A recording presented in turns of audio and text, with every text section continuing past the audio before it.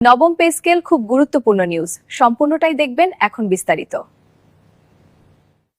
সম্মানিত শিক্ষক শিক্ষিকাবৃন্দ, অনেক খবরই দেখেছেন, কিন্তু সবকিছুই ভুয়া আপনাদের মনে হয়েছে। আজকে কিন্তু সত্যি খবর নিয়ে আপনাদের মাঝে হাজির হয়ে গেছি। তাই ভিডিওটি না স্কিপ করে সম্পূর্ণটাই দেখুন, ইনশাল্লাহ আপনাদের অনেক উপকারে আসবে।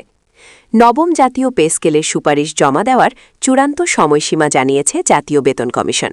বিস্তারিত ভিডিওতে। চূড়ান্ত তারিখ প্রকাশ।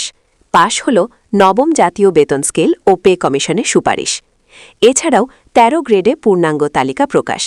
অর্থ উপদেষ্টা এ বিষয়ে যা বললেন বিস্তারিত আলোচনা করার শুরুতে আপনারা যারা এখন পর্যন্ত আমাদের এই চ্যানেলের নতুন সদস্য আছেন, তারা পরবর্তী আপডেট পেতে চ্যানেলটি সাবস্ক্রাইব করে বেল আইকনটি অল করে দিন। নবম জাতীয় পে স্কেলের সুপারিশ জমা দেওয়ার চূড়ান্ত সময়সীমা জানিয়েছে জাতীয় বেতন কমিশন। সংশ্লিষ্ট সূত্রের তথ্য অনুযায়ী আগামী ১০ জানুয়ারির মধ্যে কমিশন তাদের সুপারিশ সরকারের কাছে জমা দিবে। এর আগেও রিপোর্ট জমা দেওয়ার সম্ভাবনা নাকচ করা হয়নি। পে কমিশন একটি সূত্র জানায়, নবম পে স্কেলের গ্রেড সংখ্যা, সর্বনিম্ন ও সর্বোচ্চ বেতন নির্ধারণ সহ কয়েকটি গুরুত্বপূর্ণ বিষয় এখনও চূড়ান্ত সিদ্ধান্তে পৌঁছাতে সম্ভব হয়নি। কোন গ্রেডের জন্য কত বেতন নির্ধারণ করা হবে, এসব অমীমাংসিত বিষয় নিষ্পত্তির জন্য আরও অন্তত ২টি পূর্ণ কমিশনের সভা আয়োজনের পরিকল্পনা রয়েছে। আগামী ১০ জানুয়ারি চূড়ান্ত সভায় সব সদস্যের মতোই হলে তবেই চূড়ান্ত প্রতিবেদন জমা দেওয়া হবে। নাম অপ্রকাশিত রাখা শর্তে জাতীয় বেতন কমিশনের একজন গুরুত্বপূর্ণ সদস্য বলেন, ১০ জানুয়ারির মধ্যে সুপারিশ জমা দেওয়ার একটি বাধ্যবাধকতার সময় বেঁধে দিয়েছে প্রধান উপদেষ্টা। প্রয়োজনে এর আগেই প্রতিবেদন জমা দেওয়া হতে পারে।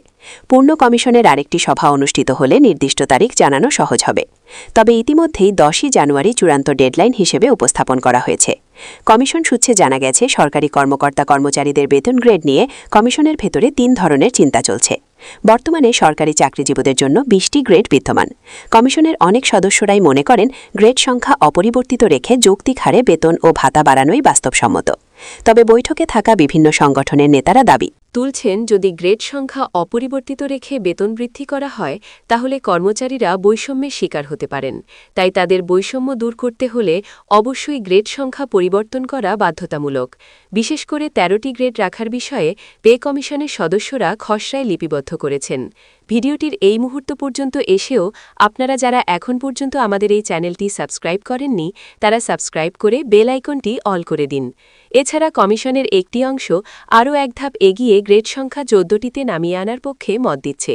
তাদের যুক্তি, গ্রেড বেশি থাকলে বেতন বৈষম্য বাড়ে, তাই কম গ্রেডে বেতন কাঠামো নির্ধারণ করলে বৈষম্য তুলনামূলকভাবে কম হবে। পে কমিশনের এক সদস্য জানায়, গ্রেড সংখ্যা আগের মতো থাকবে নাকি কমানো হবে। এ বিষয়ে পে কমিশনের একাধিক সদস্যরা বলেন, অবশ্যই গ্রেড সংখ্যা পরিবর্তন করা হবে। আমরা যেভাবে কাজ করছি, এতে ১৩টি গ্রেডে নবম পে স্কেল বাস্তবায়ন করার সুপারিশ জমা দেওয়া হবে। ১৩টি গ্রেডে নবম পে স্কেল বাস্তবায়ন করা হলে সরকারি চাকরিজীবীদের দীর্ঘদিনের যত ধরনের সমস্যা ছিল, সকল সমস্যা দূর হবে। তবে বিভিন্ন বিষয় এখানে সংযুক্ত থাকায় সকল কাজে ধীরগতিতে হলেও আগামী ১০ তারিখের মধ্যে পে কমিশন তাদের রিপোর্ট জমা দেবেন। এদিকে নবম পে স্কেল নিয়ে বিভিন্ন সংগঠন ও সংস্থা থেকে পাওয়া মতামতগুলো গভীরভাবে বিশ্লেষণ করছে কমিশন।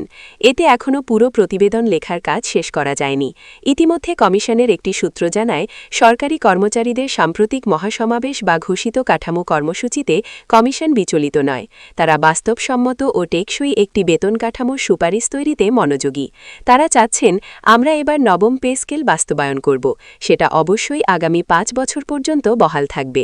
তাই ৫ বছরের আগে যাতে কোনো ধরনের মূল্যস্ফীতির সঙ্গে তাল মিলিয়ে চলতে ব্যর্থ না হয়, সেই বিষয়গুলো লক্ষ্য রেখেই বেতন ৩০০ টাকার কাছাকাছি রাখার নতুন সিদ্ধান্ত নেওয়া হচ্ছে। তো বন্ধুরা, যারা এখনও সাবস্ক্রাইব করেননি, তারা সাবস্ক্রাইব করে বেল আইকনটি অল করে দিন। অর্থ উপদেষ্টা ও পে কমিশন চাচ্ছেন, যাতে নবম পে স্কেল বাস্তবসম্মত ও কর্মচারীরা তাদের নিজ নিজ অবস্থান থেকে আর্থিকভাবে শক্তিশালী ও স্বাবলম্বী হয়। অর্থপ্রদেশ বলেন, সকল সিদ্ধান্ত বাস্তবায়ন করার লক্ষ্যে সংশ্লিষ্টরা যথেষ্ট চেষ্টা চালিয়ে যাচ্ছেন। আমরা আশাবাদী, আগামী ১০ তারিখের মধ্যে একটি গ্যাজেট প্রকাশ করে সরকারি চাকরিজীবীদের দীর্ঘদিনের যে সমস্যা ছিল, সকল সমস্যার সমাধান করা হবে।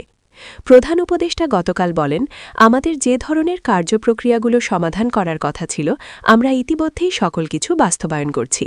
এখন শুধুমাত্র গ্যাজেট প্রকাশের জন্য অপেক্ষায় আছি। অর্থ মন্ত্রণালয় থেকে গ্যাজেট প্রকাশ হওয়া মাত্রই সরকারি চাকরিজীবীরা সকল ধরনের সুযোগ সুবিধা পাবেন। 25 সদস্যের যে কমিশন গঠন করা হয়েছে সেখানে সাবেক অর্থসচিব আমাদেরকে আশ্বস্ত করেছেন আগামী 10 তারিখের মধ্যে গ্যাজেট প্রকাশ করা হবে।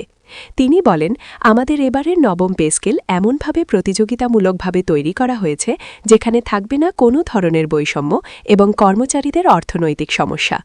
কেননা কর্মচারীরা আর্থিক দিক থেকে ক্ষতিগ্রস্ত হলে সরকারি চাকরিজীবীদের মাঝে ব্যাপক সমস্যা তৈরি হবে। তাই তাদের অর্থনৈতিক সমস্যা দূর করে নবম পে স্কেল বাস্তবায়ন করাই হবে পে কমিশনের অন্যতম লক্ষ্য। আজকের এই ভিডিওটিতে আমি বিস্তারিত আলোচনা করলাম। আশা করি ভিডিওটি থেকে অনেক উপকার পেয়েছেন।